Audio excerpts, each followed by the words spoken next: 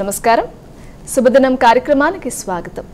మేషరాశి నుంచి మీనరాశి వరకు ద్వాదశ రాశుల వారందరి ఫలితాలు ఈరోజు ఏ విధంగా ఉన్నాయి, అలాగే ద్వాదశ రాశుల వారందరూ కూడా పాటించాల్సిన పరిహారాలు, తీసుకోవాల్సిన జాగ్రత్తలు, అదేవిధంగా నేటి పంచాంగం, వైశిష్టం ఇత్యాది అంశాలన్నీ కూడా పూర్తిగా తెలియజేసేందుకు మనతో పాటు ఉన్నారు విశ్వవిద్యాలయ అగ్రశ్రేణి, తొలి మహిళ, జ్యోతిష్య వాస్తుశాస్త్ర పట్టభద్ర, పంచాంగకర్త, జ్యోతిష్య మహోపాధ్యాయ, అలాగే జ్యోతిష శాస్త్రంలో పిహెచ్డి గోల్డ్ మెడలిస్ట్ అయినటువంటి డాక్టర్ ఈడుపుగంటి పద్మజరాణి గారు. వారితో మాట్లాడదాం, నేటి రాశి ఫలితాల గురించి అడిగి తెలుసుకుందాం. నేటి పంచాంగం. అమ్మ, ముందుగా నేటి పంచాంగ వివరాలు తెలియచేయండి. 23/5/2025 శ్రీ విశ్వవసునామ సంవత్సరం, ఉత్తరాయణం, వైశాఖ మాసం, కృష్ణపక్షం, శుక్రవారం. సూర్యోదయం ఉదయం 5:23, సూర్యాస్తమయం సాయంత్రం 6:25, తిథి ఏకాదశి రాత్రి 10:29, నక్షత్రం ఉత్తరాభాద్ర సాయంత్రం 4:02. యోగాలు ప్రీతి సాయంత్రం 6:37, కరణము భవ ఉదయం 11:54, అలాగే బాలవ రాత్రి 10:29 వరకు, రాహుకాలం ఉదయం 10:16 నుంచి 11:54, గుళికాలం ఉదయం 7:01 నుంచి 8:38, యమగండం మధ్యాహ్నం 3:10 నుంచి 4:48, అభిజిత్ ముహూర్తం ఉదయం 11:28 నుంచి 12:20, దుర్ముహూర్తం ఉదయం 7:59 నుంచి 8:51, దుర్ముహూర్తం మధ్యాహ్నం 12:20 నుంచి 1:12, అమృతకాలం ఉదయం 11:35 నుంచి 1:04, వర్జం రాత్రి తెల్లవారుజామున 2:55 నుంచి 4:22. ఇది నేటి పంచాంగం. నేటి రాశి ఫలితాలు. మేషరాశి.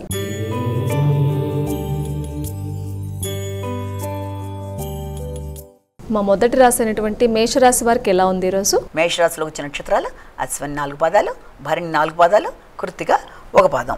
మేషరాశి వాళ్ళకి ఈ రోజున మేషరాశి వాళ్ళకి ఎక్కువ చేసే కార్యక్రమాల్లో శ్రమ అనేది అధికంగా ఉంటుంది. వృత్తిపరమైన ప్రయాణాలకు కూడా అవకాశం అనేది అధికంగా ఉంటుంది.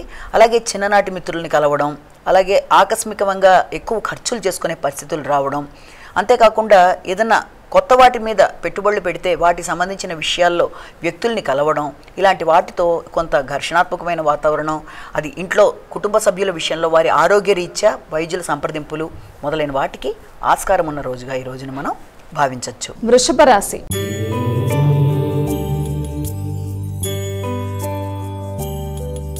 వృషభ రాశి వారికి ఎలా ఉందండి ఈరోజు? వృషభ రాశిలోకి వచ్చే నక్షత్రాలను మనం తీసుకున్నట్లయితే ముఖ్యంగా ఈ యొక్క కృత్తిక, రోహిణి, మృగశిర 2 పాదాలు. వృషభ రాశి వారికి ఈ రోజున ప్రతి కార్యక్రమం కూడా మీకు అనుకూలమైన విధంగా మీరు ముందుకు వెళ్ళడానికి ప్రయత్నాలు చేస్తారు. ఆశించిన ఫలితాలు పొందుతూ దాంట్లో విజయాలు సాధించడానికి ఎక్కువ కృషి చేస్తారు. కమ్యూనికేషన్ బాగుంటుంది, నిర్ణయాలు బాగుంటాయి, సామర్థ్యం బాగుంటుంది. శక్తివంచన లేకుండా కృషి చేసి ముందుకు వెళ్ళడానికి ప్రయత్నాలు చేస్తారు. దగ్గర ప్రయాణాలకు అవకాశం ఉంది. చిన్ననాటి మిత్రులు, మామూలు మిత్రులు అందరితో అంటే మిత్ర బృందంతో కలిపి చక్కగా ఈ రోజును గడపడం లాంటిది. వారితో దూర ప్రదేశాల్లో ఉండే వాళ్ళతో మీరు ఏదైనా ఫోన్ కమ్యూనికేషన్ దాకా, అలాగే సోషల్ మీడియాలో ఉండేవాళ్ళు చాలా యాక్టివ్గా దాంట్లో పాల్గొనడం, సోషల్ మీడియా ద్వారా మార్కెటింగ్ ఇలాంటివి చేసే వాళ్ళకి మొదలైన వాళ్ళందరికీ కూడా అనుకూలమైన సమయంగా ఒకటి మనం దీన్ని భావించవచ్చు. మిథున రాశి.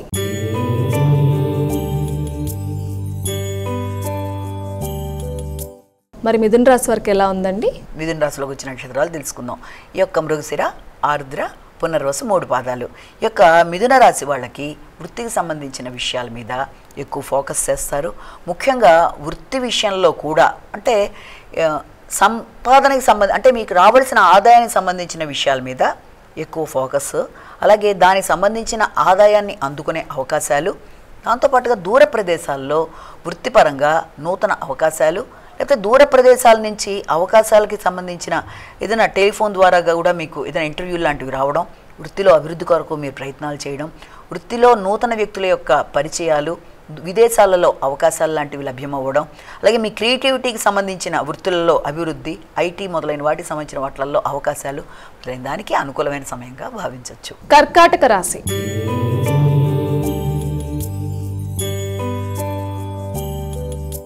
కర్కాటక రాశి వారికి ఫలితాలు ఎలా ఉన్నాయండి? కర్కాటక రాశికి సంబంధించిన నక్షత్రాలు చూస్తే పునర్వసు, పుష్యమి, ఆశ్లేష. ఈ కర్కాటక రాశి వాళ్ళకి ముఖ్యంగా ఆధ్యాత్మిక చింతన పెరుగుతుంది. పెద్దల్ని కలుస్తారు, వారి యొక్క ఆశీస్సులు తీసుకుంటారు. అలాగే ఆధ్యాత్మిక ప్రయాణాల మీద ఎక్కువ మనసు ఉంటుంది.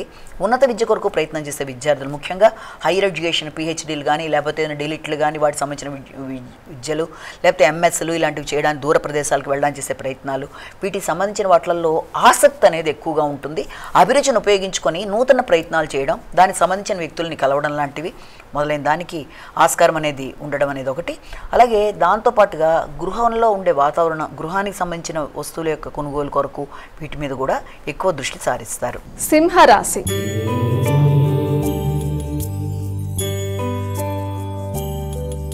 సింహరాశి వారికి ఎలా ఉందండి ఈరోజు? సింహరాశిలోకి వచ్చిన నక్షత్రాలు కనుక తీసుకున్నట్లయితే మనం మఖ, పుబ్బ, ఉత్తర ఒకటో పాదం. ఈ సింహరాశి వాళ్ళకి ముఖ్యంగా ఆరోగ్య సంబంధమైన విషయాల మీద కొంత దృష్టి కేటాయించాలి. అంటే సమయానికి ఆహార స్వీకరణ కానీ, తర్వాత విశ్రాంతి కానీ ఇలాంటివి అవసరం. అలాగే ప్రయాణాలు అనేవి చేయడం వల్ల కొంత ప్రెషర్ అనేది అధికంగా ఉంటుంది. ఆకస్మికమైన ఖర్చులు కొంత చికాకును కలిగించే అవకాశం లాంటి దానికి అవకాశం కలుగుతుంది. ముఖ్యంగా తోబుట్టువులతో కానీ అలాగే దాంతోపాటు ప్రియమైన మిత్రులతో కానీ అభిప్రాయ భేదాలు రాకుండా తగినంత వరకు జాగ్రత్తగా ఉండాలి. అంటే మిత్రులు కావచ్చు, లేకపోతే వృత్తిపరమైన కొలీగ్స్ ఎవరితోనైనా సరే మాటల వల్ల ఇబ్బంది లేకుండా తగిన విధంగా జాగ్రత్తలు తీసుకుంటూ ముందుకు వెళ్ళవలసిన పరిస్థితి ఒకటి. అలాగే ముఖ్యమైన ప్రయాణాలు, ముఖ్యమైన విషయాలు, ముఖ్యమైన చర్చలు, సమావేశాలు ఇలాంటివి ఆకస్మికంగా వాయిదా పడడం, లేకపోతే జరుగుతున్నది కొంత డిలే అవ్వడం, వీటి వల్ల కూడా కొంత చికాకులు అధికంగా ఉండే అవకాశం ఉంది. కాబట్టి ఇలాంటి విషయాలన్నింటిలోనూ తగిన విధంగా జాగ్రత్త తీసుకుంటూ ముందుకు పెడితే అనుకూలంగా ఉంటుంది. కన్యా రాశి.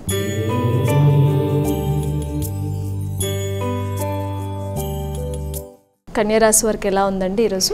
కన్యారాశిలోకి వచ్చే నక్షత్రాలు కనుక తీసుకున్నట్లయితే మనం ఉత్తర, హస్త, చిత్త. ఈ కన్యారాశి వాళ్ళకి దూర ప్రదేశాల్లో ఉండే వ్యక్తుల యొక్క పరిచయాలతో అనుకూలతలు పెంచుకునే విధంగా ముందుకు పడతారు.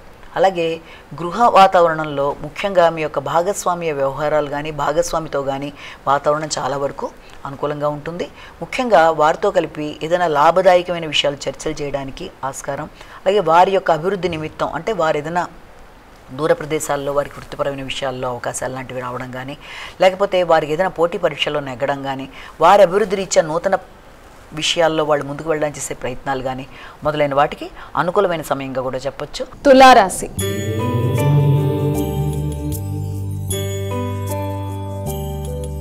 తులారాశి వారికి ఫలితాలు ఎలా ఉన్నాయమ్మా ఈరోజు? తులారాశిలోకి వచ్చిన నక్షత్రాలు తీసుకున్నట్లయితే మనం ఈ యొక్క చిత్త, స్వాతి, విశాఖ 3 పాదాలు. ఈ తులారాశి వాళ్ళకి ఈ రోజున ఖర్చులు అనేవి చాలా అధికంగా ఉంటాయి.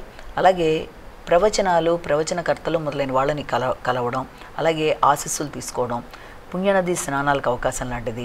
అలాగే రుణాలు ఏమన్నా ఉంటే చెల్లించడం, అంటే ఇంతకుముందు మీరు తీసుకున్న లోన్స్ ఏమైనా ఉంటే దాని రిలేటెడ్గా ఖర్చులు, ఇతరులు మిమ్మల్ని ఇబ్బంది పెట్టడానికి ప్రయత్నాలు చేసినా కూడా ఆ విషయాల్లో మీరు చాలా చక్కగా వాళ్ళ మీద విజయం సాధించే విధంగా నైపుణ్యాలు సాధించుకుంటూ ముందుకు పెడతారు. వృత్తిరీత్యా మీ యొక్క ఎదుగుదల విషయంలో ఇతరులు మిమ్మల్ని ఇబ్బంది పెట్టడానికి చేసే ప్రయత్నాల్లో మీరు చాలా చక్కగా చాకచక్యంగా తప్పించుకుంటూ కొత్త నిర్ణయాలు తీసుకుంటూ వాళ్ళని అధిగమించే విధంగా ముందుకు వెళ్ళడానికి ప్రయత్నాలు చేస్తారు. వృశ్చిక రాశి.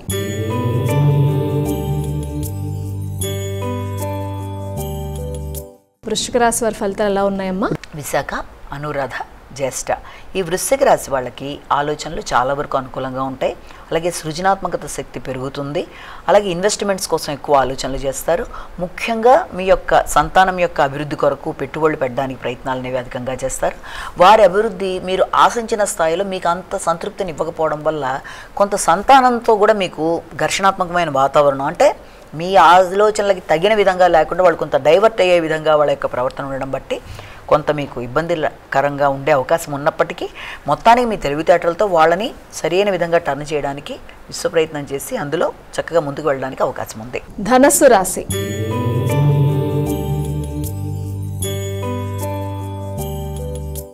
అమ్మా ధనస్సు రాశి వారికి ఎలా ఉంది ఈరోజు? ధనస్సు రాశిలో వచ్చిన నక్షత్రాలు చూస్తే మూల, పురుషాఢ, ఉత్తరాషాఢ 1వ పాదం.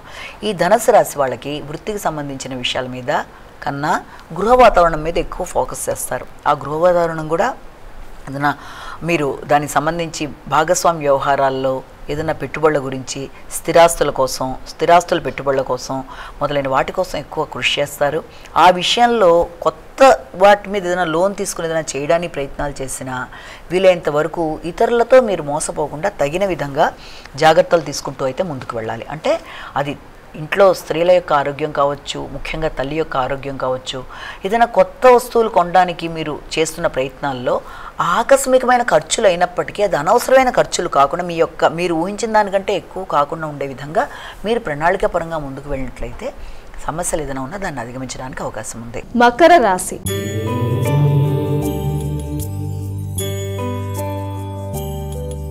అమ్మ, మకర రాశి వారికి ఎలా ఉంది ఈరోజు? మకర రాశిలోకి వచ్చే నక్షత్రాలు తీసుకున్నట్లయితే మనం ఈ యొక్క ఉత్తరాషాఢ, శ్రవణం, ధనిష్ట ఈ మకర రాశి వాళ్ళకి ముఖ్యంగా ఆలోచనలు అనుకూలంగా ఉంటాయి.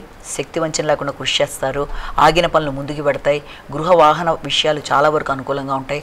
అలాగే సంతానం అభివృద్ధికరంగా ముందుకు పెడుతుంది. వారి యొక్క అభివృద్ధి విషయంలో మీరు తీసుకునే నిర్ణయాలు చాలా చక్కగా మ్యాచ్ అవుతూ ముందుకు వెళ్ళే అవకాశాలు లాంటివి ఉన్నాయి. వారి కొరకు మీరు దీర్ఘకాలిక పెట్టుబడుల విషయం కావచ్చు, వారి విదేశీ విద్య కొరకు చేసే ప్రయత్నాలు కావచ్చు, మొదలైన వాటన్నిటికి కూడా అనుకూలమైన సమయంగానే ఉంది.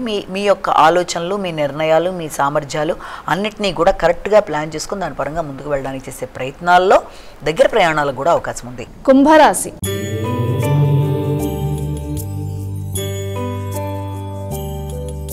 మా కుంభరాశి వారికి ఎలా ఉంది ఈరోజు? కుంభరాశిలోకి వచ్చిన నక్షత్రాలు కనుక మనం తీసుకున్నట్లయితే ముఖ్యంగా ఈ యొక్క ధనిష్ట, శతభిషం, పూర్వభద్ర 3 పాదాలు. మీకు మాటల వల్ల ఇబ్బందులు కలగకుండా జాగ్రత్త వహించాలి. ఆర్థిక సంబంధమైన విషయాల్లో కానీ, ఆహార స్వీకరణ విషయాల్లో కానీ, వ్యక్తులతో సంప్రదించి నిర్ణయాలు తీసుకునేటప్పుడు కానీ తగిన విధంగా జాగ్రత్తలు తీసుకుంటూ ముందుకు వెళ్ళాలి. ముఖ్యంగా గృహంలో తల్లిదండ్రులతో ఏ రకమైన ఘర్షణాత్మకమైన వాతావరణం రాకుండా ఏ నిర్ణయం తీసుకున్నా ఆచితూచి నిర్ణయాలు తీసుకుంటూ తల్లిదండ్రులు ఇద్దరి యొక్క విషయస్ని కూడా సంపూర్ణంగా గ్రహిస్తూ ముందుకు వెళ్ళాలి. అలాగే ముఖ్యంగా ఈ యొక్క తల్లిదండ్రుల ఆరోగ్య విషయంలో కూడా కొంతవరకు శ్రద్ధ తీసుకోవడానికి అవకాశం ఉంది. విదేశాల్లో ఉండే వ్యక్తులతో సంప్రదించడం, వారి ద్వారా నూతన అవకాశాల కొరకు మీరు గట్టిగా ప్రయత్నం చేయడం మొదలైన దానికి అవకాశం ఉంది. మీనరాశి.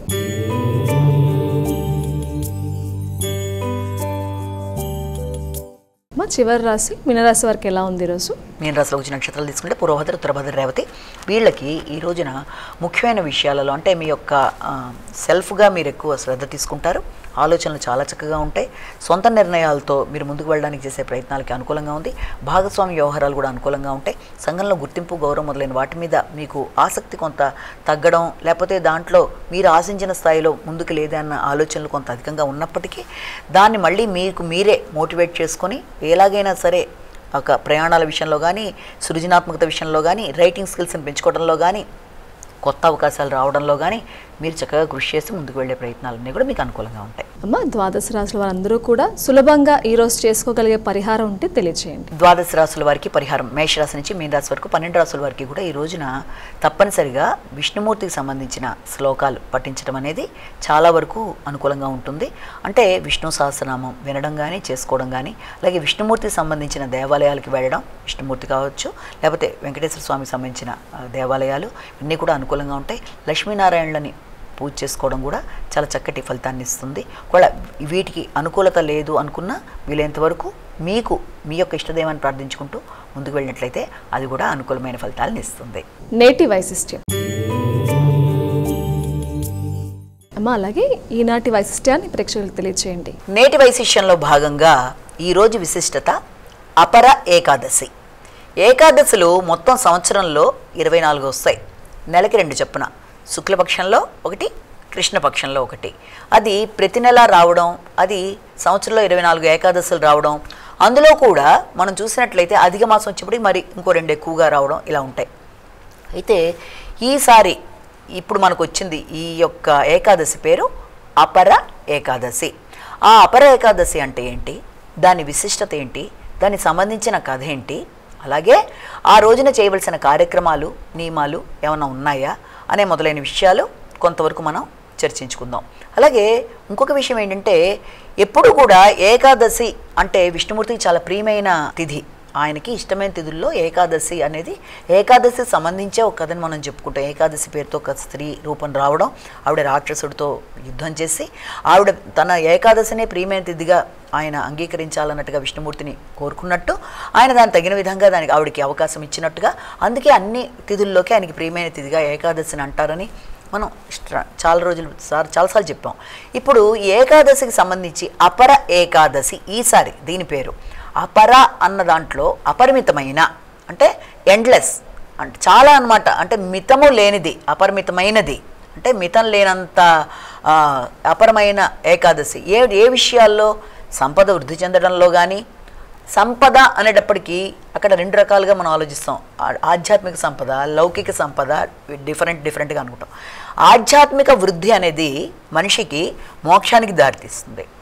అలా కాకుండా మామూలు ధన సంపద అనేది వ్యక్తిగత అభివృద్ధిలో తీసుకున్నప్పటికీ కూడా వ్యక్తికి కావలసింది మోక్షం అనేది చివరిగా వ్యక్తులు ఆశించేది కనుక ఇక్కడ అపర ఏకాదశి యొక్క ఉద్దేశం ఏంటంటే వ్యక్తి మోక్ష సాధనకి, అభివృద్ధికి, ఆశించిన అభివృద్ధికి, దానికి ఎండ్ అంటే మితం లేకుండా, లిమిట్ లేకుండా ముందుకు వెళ్ళే విధంగా వ్యక్తికి ఇస్తుంది. అన్ని ఏకాదశులకి దేని విశిష్టత దానికి ఉన్నప్పటికీ ఈ అపర ఏకాదశికి మాత్రం ఉండే ఇంకొక స్పెషల్ విశిష్టత ఏంటంటే ఇది చాలా విశిష్టమైనదిగా చెప్తారు. ఈ యొక్క ఏకాదశి యొక్క దాంట్లో ముఖ్యంగా పూజించేది ఎవరిని అంటే, మామూలుగా ఏకాదశి అంటే మనం ఈ యొక్క విష్ణుమూర్తి ప్రార్థించుకుంటాం.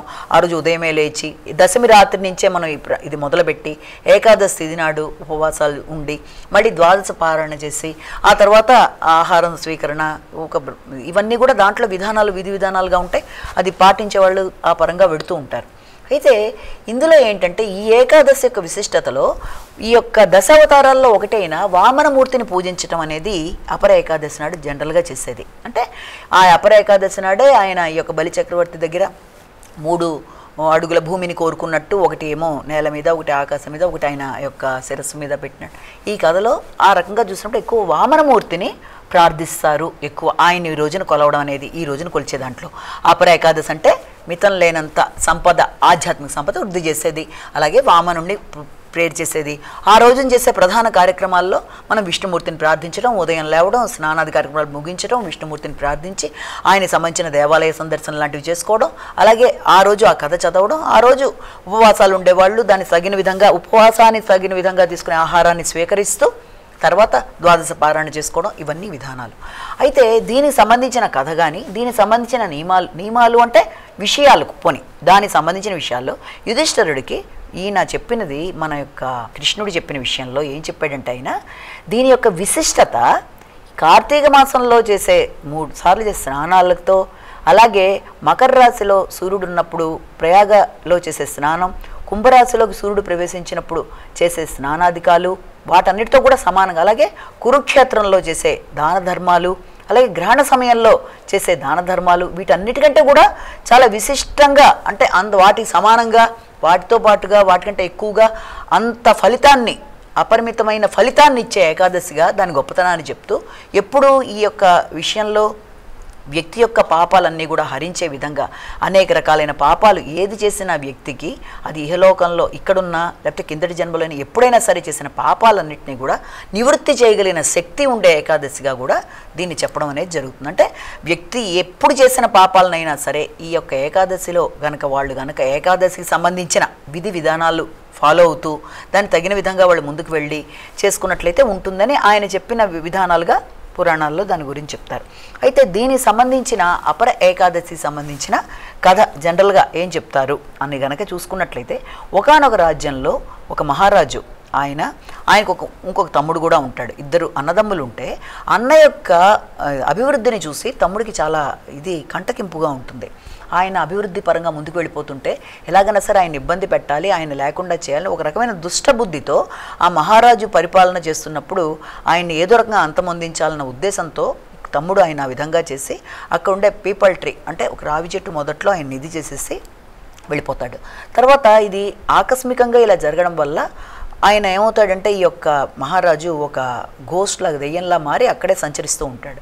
అక్కడ దారి పొడుగున వెళ్ళే వాళ్ళని ఇబ్బంది పెడుతూ అన్ని విధాలా బాధ పెడుతుంటే ఒకానొక మహర్షి అది చూసి ఇతను దృష్టి ప్రకారం అర్థం చేసుకొని ఏంటిదంతా అనుకుని అది అర్థం చేసుకుంటాడు. ఓహో ఇతనికి ఇదేదో జరిగింది ఇలాగా అనుకుని, సరే బాబు నువ్వేం చేస్తావు అంటే రేపు రాబోయేది అపర ఏకాదశి, ఆ సమయంలో నేను ఏదో రకంగా అతను దివ్య దృష్టితో తెలుసుకున్నాడు కదా ఇతను ఇక్కడ దెయ్యం రూపంలో తిరుగుతున్నాడు, ఆల్రెడీ ఆయనకి ఈ రకమైన ఇబ్బంది ఎదురైంది అని తెలుసుకొని ఆయన నుంచి ఆ ప్రేతయోని నుంచి ఆయన బయటికి తీసేసి మొత్తానికి నువ్వు నేను చెప్పినట్టుగా ఈ కార్యక్రమంలో ఇది చేసుకో అపర ఏకాదశి ఇది అని ఈయన చేసి ఆయన తపోశక్తిని కొంతవరకు అతనికి ధారపోయడంతో అతనికి కూడా దాంట్లోంచి బయటకు వచ్చి తర్వాత తను కూడా ఆ రకమైన కార్యక్రమాలు చేసి మొత్తానికి విష్ణులోకానికి వెళ్ళిపోయాడు అంటే ఈ కార్యక్రమాల వల్ల అపర ఏకాదశి వల్ల వ్యక్తికి ఎన్ని రకాల ఇబ్బందులున్నా ఎన్ని సమస్యలున్నా దేనికైనా సరే మనిషికి కావాల్సిందంటే భగవద్భక్తి అనేది ప్రధానంగా తెలుసుకోవాలి. రెండోది ఏంటంటే ఏ ఏకాదశి వ్రతాలైనా ఏదైనా సరే దాని యొక్క ప్రధాన ఉద్దేశం ఉపవాసం కన్నా కూడా ప్రధానంగా భగవంతుడి సమీపంగా ఉండాలి, ఆలోచనలో ప్యూరిటీ ఉండాలి, అబద్ధాలు చెప్పకూడదు, దొంగతనాలు చేయకూడదు, ఇతరులకి సహకరించాలి, చేయగలిగిన సహకరించాలి తప్ప వ్యక్తిని మాటల ద్వారా కానీ పద్ధతుల ద్వారా కానీ ఏ రకంగానూ హింస పెట్టకూడదు అని కొన్ని రకాలైన నియమాలను కూడా పాటించుకుంటూ ముందుకు వెళ్ళినప్పుడు తప్పనిసరిగా భగవంతుడి యొక్క ఆశీస్సులతో పాటు వ్యక్తి యొక్క అభివృద్ధికి అన్ని విధాల అనుకూలత అనేది ఏర్పడుతుందని మనం తెలుసుకోవాలి. నమస్కారం. వీక్షించారుగా, ఇది ఈనాటి శుభదినం కార్యక్రమం. తిరిగి రేపటి కార్యక్రమంలో మళ్ళీ కలుసుకుందాం. అంతవరకు సెలవు. నమస్కారం.